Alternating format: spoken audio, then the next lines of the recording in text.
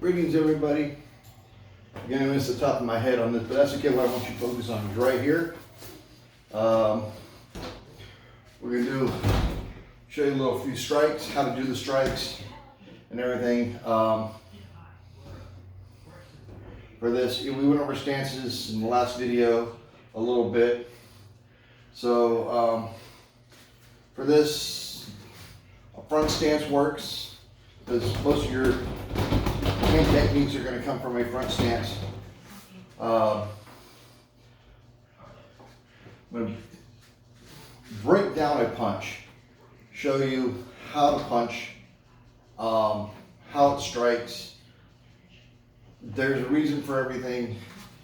My front stance is very narrow because we fight from here. So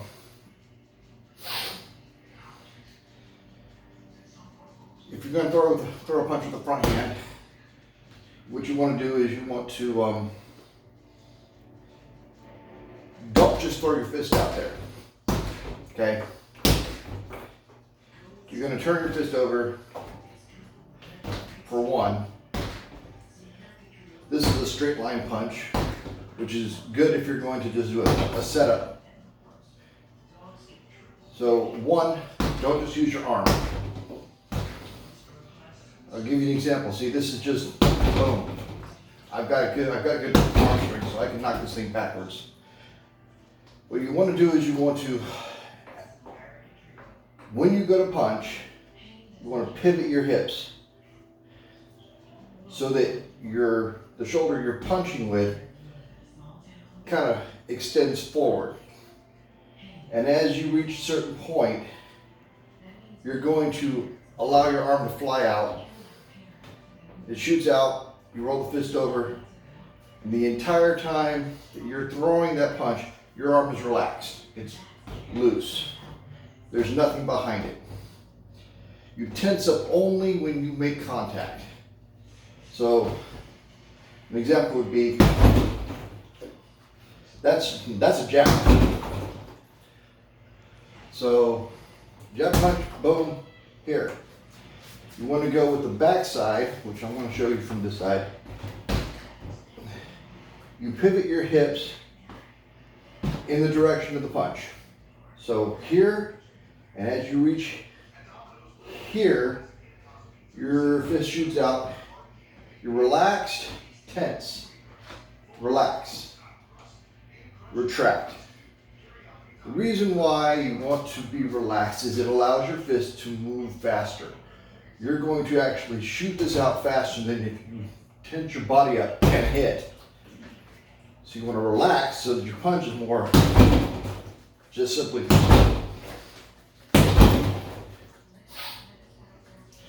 So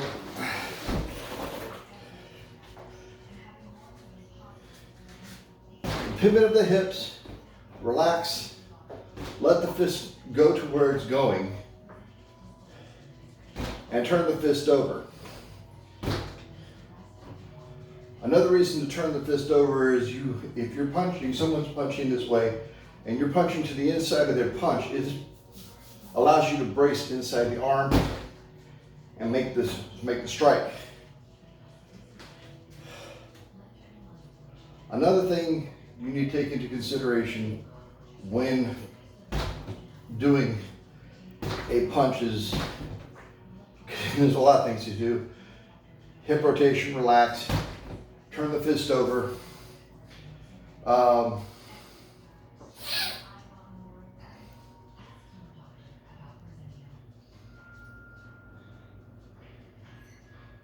There's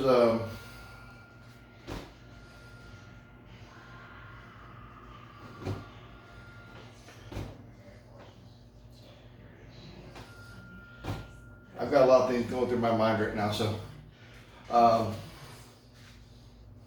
that's it. Don't pull the fist up to strike something. If you're going to throw a punch, let it come from wherever your hand is at to the target. Don't pull the fist up and go to the target. Just fist rises to the target. Fist drops to the target. Fist shoots out to the target. when you do that, you don't telegraph where you're hitting. You're not telling somebody, look, I'm gonna hit you in the face. You just go, boom, and you hit them in the face. So that's how to throw a punch. We discussed in one of the videos that I did with Michael, who should be here on Sunday. We're going to shoot another video. We discussed doing different types of strikes, such as a inverted knife hand strike. A lot of times when people teach someone to do that, they tell them bring it here and bring the knife hand down around to the target. Don't bring it around to the target.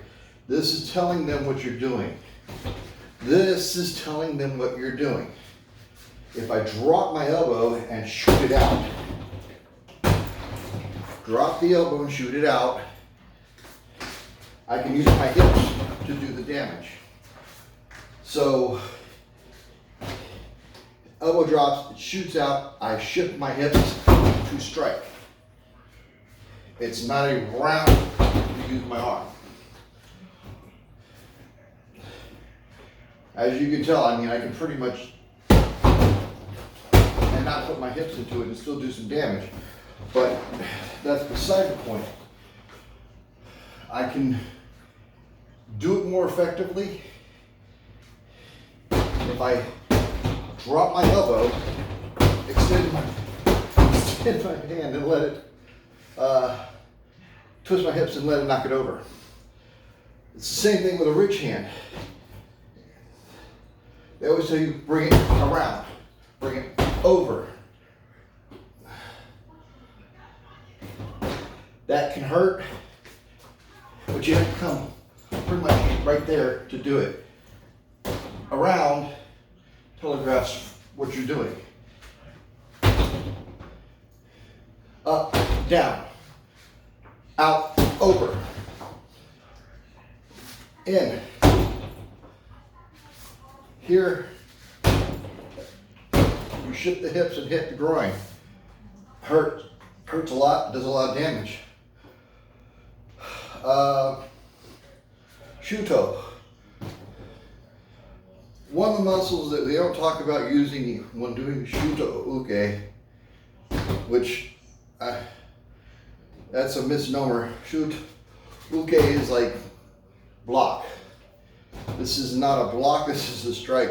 Can it be a block? Yeah, you can actually knock somebody's hand off, grab a hold of them, and strike them with the knife part of your hand. You're not blocking somebody's arm with that in the sense of, yeah, I'm blocking somebody's arm. No, I block somebody's arm and I'm striking them. Here, it's a little bit of your hips, but you're not pulling toward them for the strike, you're pulling away from them. Your hips are going that direction while your hand is going this direction. You usually do this in a back stance so that you can knock somebody over your leg or strike them. It's for the throat, people. It's for the throat. That's where it goes. It goes for the throat. Usually when you see it in kata, it's up here, that's to the throat. And then when you see it down here, it's being used to put someone into an arm bar. But we'll go over that when we talk about Pinan Shodan on Sunday.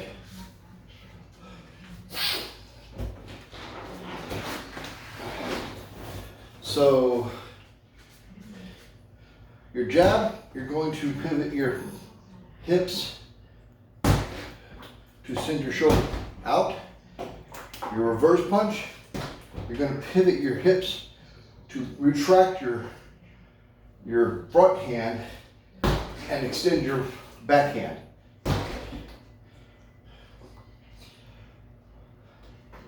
Ridge hand shoots out, turn the hips in the direction that you want the strike to go.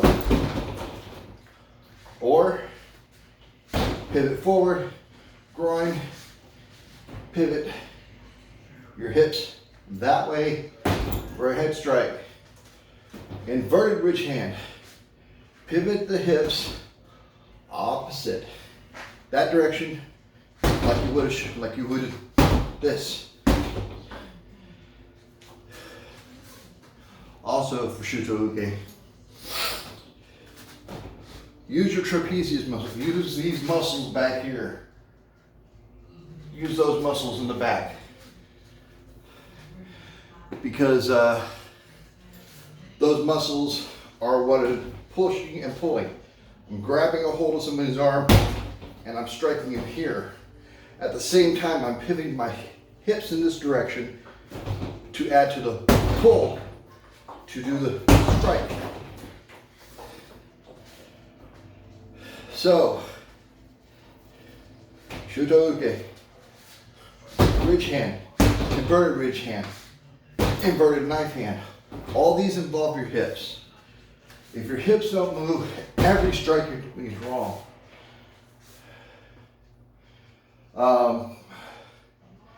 Back fist. The hips turn that direction as a fist. And you're hitting with this part of your fist, not that fist, not the back part. Your fist turns over here. So you're effectively hitting them with your front two knuckles right in the face with a backhanded way. There's a lot of other strikes we can go over. There's a half fist, palm heel. Palm heel depends on what you're hitting. If it's the face, you want to put it this direction. Body, you want to use more hands to the side or fingers pointing sideways. Same thing though. Hips pivot, strike goes in. Hips pivot, strike goes in. Now I do this 250-pound bag. I can give you a demonstration all day long how to hit this thing hard and fast.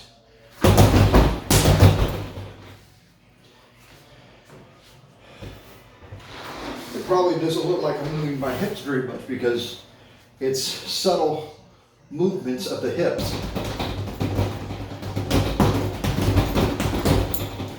That takes practice. You have to work with it.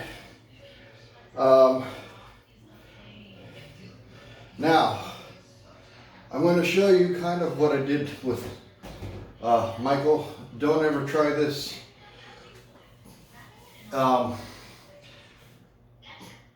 If you practice, please put a very thick book and have the whole thick book in front of them, because this punch, it's not very, it doesn't move very far, but the speed at which it's strikes and retract can do some damage.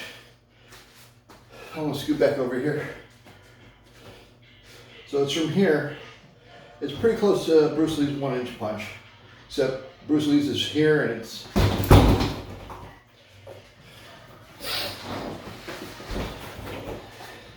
here.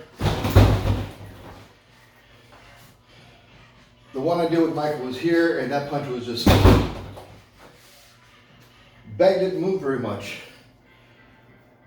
but it's not supposed to. That punch did exactly what it was supposed to do, and I felt bad because I really didn't expect it to do that.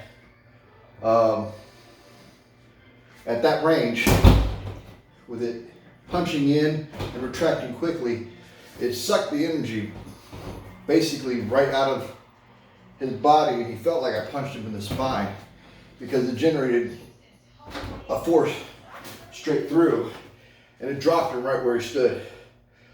As you can tell, I can't knock it backwards, so it would have knocked him into the wall if I hit him full force with a punch.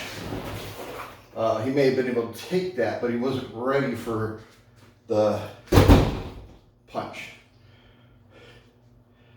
That's what they call a 7-10 punch, because you go in 7, only enter the body about 2 inches, and then retract even faster than you put it in there, and it hurts.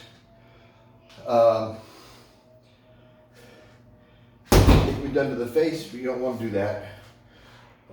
So, word of the wise, don't try that one.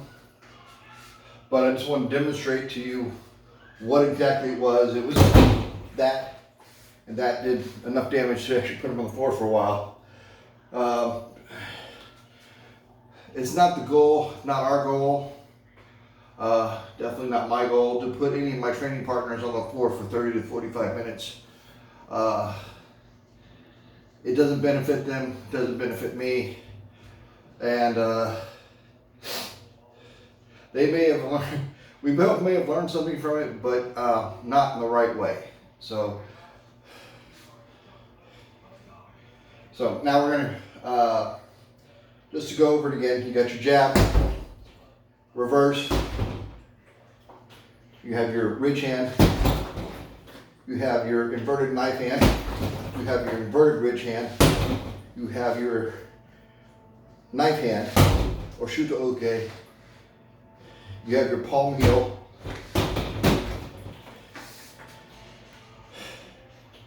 and we're going to leave the last one out because you really don't need to work with that one until you have really worked with all the other ones. Once you can actually sit here and just a bag and knock it around, then we'll talk about the 7-10 punch and how to do that. But for the most part, just leave that last one alone. Work on doing strikes to where they're effective and efficient. You want them to be fast and accurate, and at the same time powerful, but you generate power by pushing off the ground. I am actually pushing with this leg, so every time I do it, when I throw or jab, I'm pushing with this leg to get the power. When I throw the reverse, I'm still pushing with this leg. I've just shifted my hips to send that through. You're always pushing with your back leg.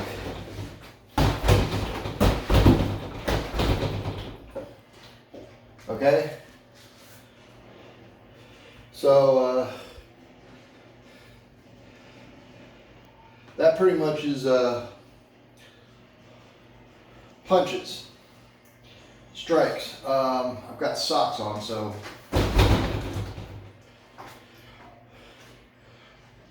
kicks are a little different. You're still pushing off the ground with your whatever leg is still on the ground when you do a kick. If I do a back leg front kick, I'm still pushing off the ground with this. I'm striking them with the foot. Depending on the type where I'm hitting, depends on what part of the foot I'm going to use. If I'm hitting him in the stomach, I want to use the ball of the foot. And take my foot, shove it right in there, pull it down. The leg comes up, out, back, down. That is your front kick with your back leg. Same thing with your front kick on the front leg. Up, out, back, down. We do teach a front kick where you step in, and these are, I'm going to tell you the truth, kicks are a lot for more defensive purposes. They're for entering. If I want to get close, I don't want him to hit me, I'm going to bring my foot in. If he blocks it, so what? I'm going to do it with my hands. Kempo, we don't use very high kicks. I mean, I could probably kick him in the face, but I want to go for stomach. Another kick we like to use is the round kick, and believe it or not, that actually came from Savate. French Savate taught karate how to do a roundhouse kick. Because they used to use these kicks in sword fighting. Yes, they used it in French sword fighting and fencing. So the roundhouse kick, there. That you're going to use, if you're hitting the body, you're going to use the instep of your foot for the connection. You really want to hit them hard. I'm hitting the side of the bag. I'm aiming for the side of the bag. You want to hit them hard. You want to actually aim for about center, the opposite side, so the kick looks more.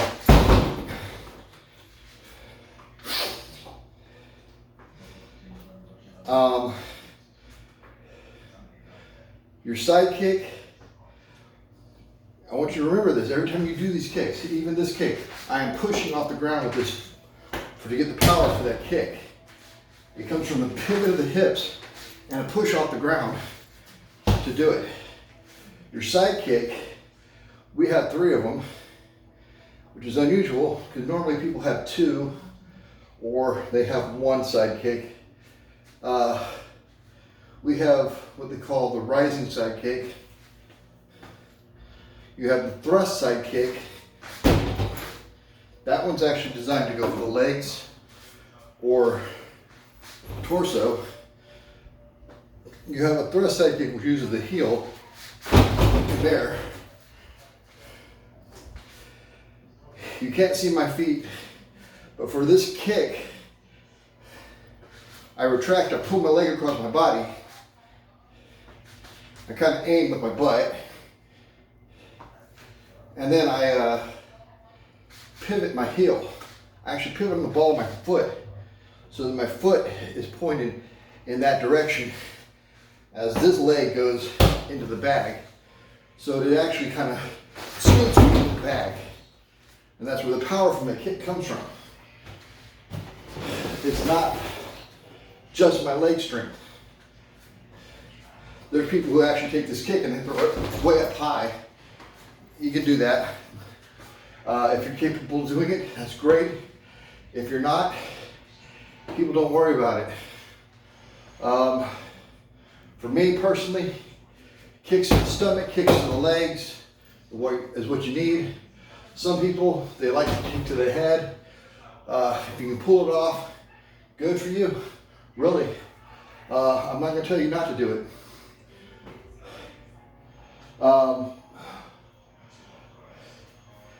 Another kick that we do is basically it's a spinning back kick.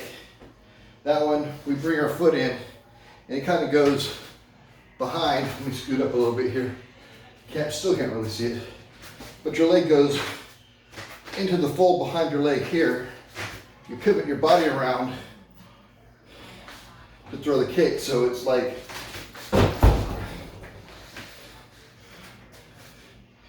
and really, that was weak. It should be a lot harder. I should be able to knock that bag backwards with it. But I don't practice it enough. And I should practice it more.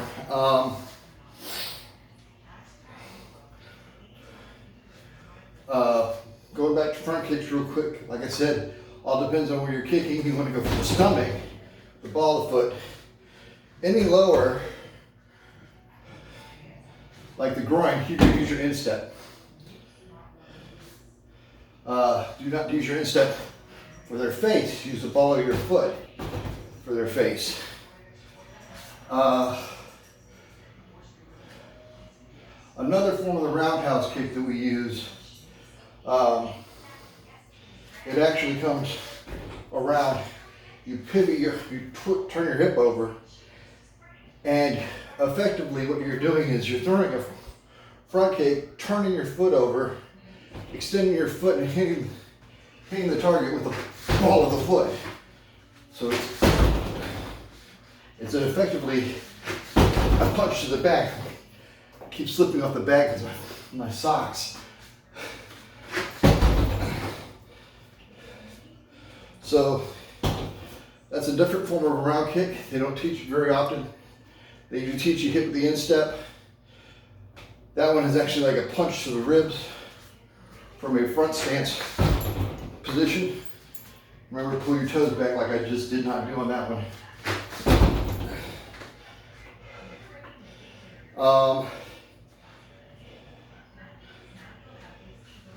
So we touched on front kick, side kick, roundhouse kicks, back kick,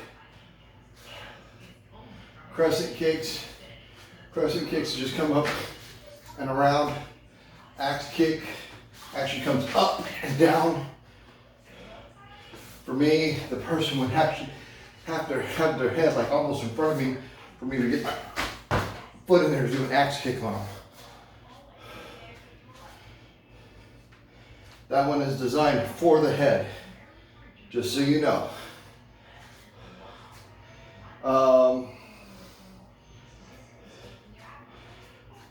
Because we do a lot of Kempo, elbow strikes are a big part of it, but we're not going to touch on those. Those would be delivered much like punches. You have to use your hips. We have different strikes we use. You can see the ridge hand, inverted ridge hand. This is what we call coconut strike or bent wrist strike.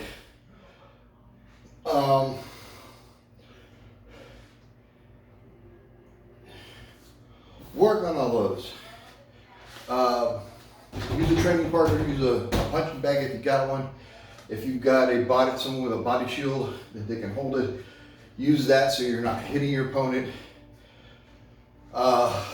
Work on timing and work on accuracy. You want to make sure that when you do hit, you hit what you're aiming for. Focus mitts are always good for that. There's a lot of good places to get focus mitts out there, or any other training gear. You can get AWMA, Century Martial Arts. I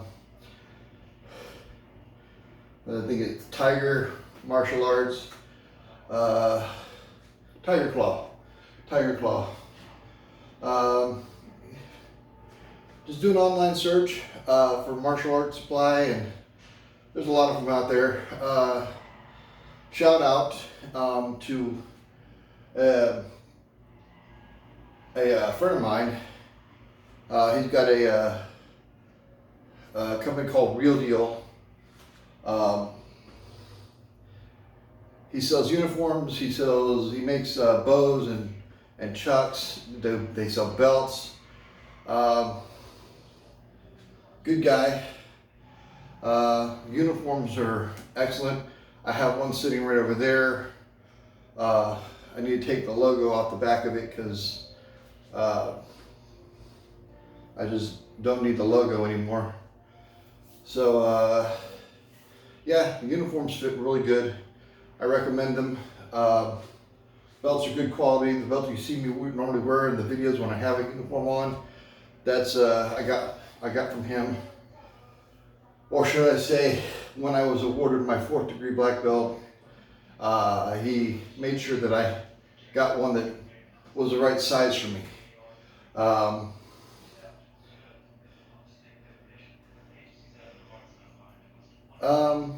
Yeah, that should cover a lot of the things that you would be doing. You will notice that when we do katas that we're going to drop into a stance down here and we step in and punch here. But when we practice fighting, our hands are always up here. There's a reason for that. The hand being down to the hip actually has to do with off balancing an opponent. It's not necessarily pulling it down here so you can punch harder.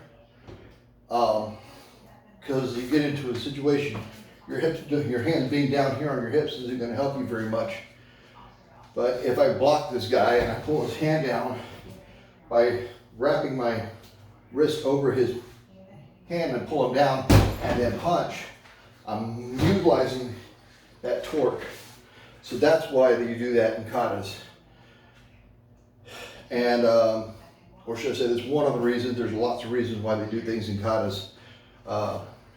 Interpretation is a big part of it, but that is one reason why the hand always comes to the hip to chamber, is that you're pulling your opponent's hand down for the strike. So just keep that in mind, and remember, keep your hands up and always go to your target from wherever you're at, not pick your hand up to go to it or drop your hand down to hit here. You want to just throw in for whatever it is. And then don't telegraph what you're going to do. If I'm going to throw a ridge hand, I'm going to act like I missed and then hit him. That's how that is thrown. So yeah, I just kind of got random right there and went blank what I was talking about earlier, but there's your strikes, there's your kicks. Those are all really basic ones, and those are things you can work on to help you become stronger and better in martial arts. If you are not in a martial art, you can use these to learn a little something from before you get into a school. My advice when you get into a school, don't tell them, oh, this sensei told me that you do kicks like this. Do whatever your instructor tells you to, because they're your instructor. That's why you're there. You're to listen to them. Don't let me confuse what they're teaching you. You do what they tell you. Now, if you want to learn from me, believe my contact information. If you send me a comment or want to reach out, we're on Facebook. Just drop the Inochi no Guru off of the YouTube channel, and it's the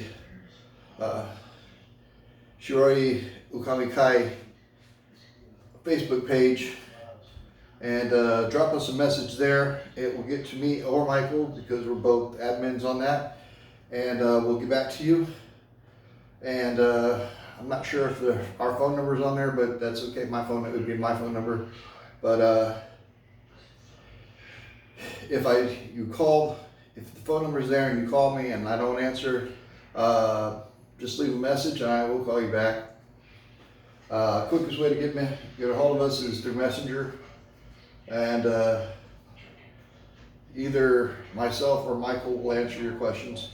So there you have it. You have punches and kicks to work on. We're working on kata on Sunday, and as you can tell, I'm just doing casual today because I kind of had the day off from work. My wife had surgery, and I had to be there for her. Well, wanted to be there for her. Let me make that clear. And I don't have to do anything, but I wanted to be there. And I have actually keeping an ear open for her because she needs something. I need to go running. So hope you all enjoyed the video. Hope you learned something. Remember all that contact information stuff, and we'll put the next video out on Sunday. Thanks for watching.